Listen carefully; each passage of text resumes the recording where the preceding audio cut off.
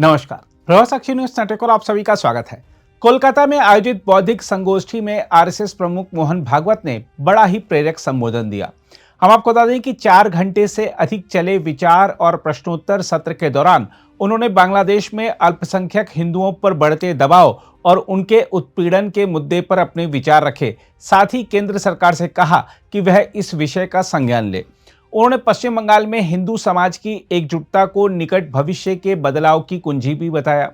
1000 से अधिक शिक्षाविदों और बुद्धिजीवियों की मौजूदगी में मोहन भागवत ने साफ कहा कि बांग्लादेश में हालात कठिन हैं, वहां के हिंदुओं को संगठित रहना होगा और वैश्विक हिंदू समाज को उनके साथ खड़ा होना होगा। उन्होंने कहा कि बांग्लादेश में अल्पसंख्यकों की स्थिति को लेकर भारत सरकार को कुछ करना होगा।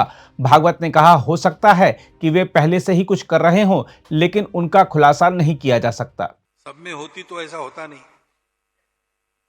सब में संवेदना होनी चाहिए और जो गलत परिस्थिति है उसको बदलने के लिए सबने मिलकर काम करना चाहिए। सामाजिक दृष्टि से देखने वाला मैं इसका उत्तर ऐसे ही दूंगा, हिंदुओं की दुर्दशा कब समाप्त होगी? वहां माइनॉरिटी है एकदम, वहां जरा कठिन है, फिर भी जो मैक्सिमम बचाव हो सकता है उसके लिए वहां के हिंदू को इकट्ठा रहना पड़ेगा और दुनिया भर के हिंदुओं को अपनी मर्यादा में रहकर उनकी कितनी मदद कर सकते हैं, जो और जितनी कर सकते हैं उतनी सब करनी पड़ेगी, हमको भी करनी पड़ेगी और हम तो वो कर रहे हैं। बाकी हिंदुओं का एक ही देश है, भारत देश, तो भारत की सरकार को इसका संज्ञान लेना पड़ेगा, कुछ करना पड़ेगा। कुछ कर भी रहे होंगे, कुछ बातें बताई जाती है, कुछ बताई नहीं जा सकती। परिणाम कभी होते कभी नहीं होते, लेकिन करना तो पड़ेगा।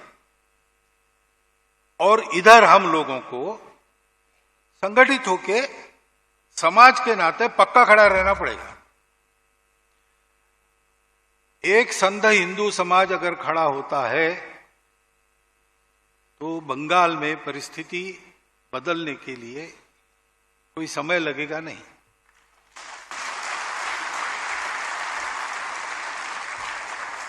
अब रही बात आखिरी प्रश्न की, राजनीतिक परिवर्तन के आपके क्या विचार है, तो मैं आपको फिर एक बार बताना चाहता हूं कि राजनीतिक परिवर्तन के बारे में सोचना मेरा काम नहीं है। हम समाज परिवर्तन का सोच के संघ का काम कर रहे हैं। परिवर्तित समाज क्या करना क्या नहीं करना इसका योग्य निर्णय लेगा, इसके बारे में मेरे मन में कोई दो राय नहीं है। वो समाज यानी मतदाता जो है उनको विचार करना है, तो क्या उपयुक्त है वो आप करिए। मोहन भागवत ने अपने संबोधन में यह भी जोड़ा कि भारत हिंदुओं का देश है। साथ ही उन्होंने पश्चिम बंगाल पर विशेष जोर देते हुए कहा कि जैसे ही हिंदू समाज संगठित होगा, राज्य में सामाजिक बदलाव तेजी से दिखाई देगा। हम आपको बता दें कि पश्चिम बंगाल लंबे समय से राजनीतिक और वैचारिक संघर्ष का मैदान रहा है। ऐसे में एकजुटता का संदेश सत्ता और समाज दोनों के समीकरणों को चुनौती देता है। कार्यक्रम में यह भी स्पष्ट किया गया कि आरएसएस को लेकर फैलाई गई भ्रांतियां वास्तविकता से दूर हैं। भागवत ने संगठन की 100 साल की यात्रा का उल्लेख करते हुए कहा कि आरएसएस को समझने के लिए उसके काम को देखना होगा, ना कि सुनी सुनाई बातों पर भरोसा करना होगा। उन्होंने दो टूक कहा कि आरएसएस ना सेना का प्रतिनिधि है और ना ही किसी राजनीतिक दल का। स्वयंसेवक सेना में सेवा करें या राजनीति में जाएं, इससे संगठन की स्वतंत्र पहचान पर प्रश्न नहीं उठता। हम आपको बता दें कि यह संदेश अप्रत्यक्ष रूप से उन आरोपों का जवाब था जो आरएसएस को किसी एक दल विशेष से जोड़कर देखते हैं, खासकर भारतीय जनता पार्टी के संदर्भ में। देखा जाए तो मोहन भागवत का कोलकाता से दिया गया हिंदू एकता का संदेश आज की सबसे बड़ी जरूरत है, लेकिन वहीं दूसरी ओर इसे धार्मिक रंग देते हुए मौलाना साजिद रशीदी हिंदुस्तान में मुस्लिमों की एकजुटता की बात कर रहे हैं और मामले को अलग ही दिशा दे रहे हैं। यही मोड़ सबसे संवेदनशील है। यदि हर आह्वान का जवाब केवल प्रति आह्वान से दिया गया तो समाधान की जगह टकराव बढ़ेगा।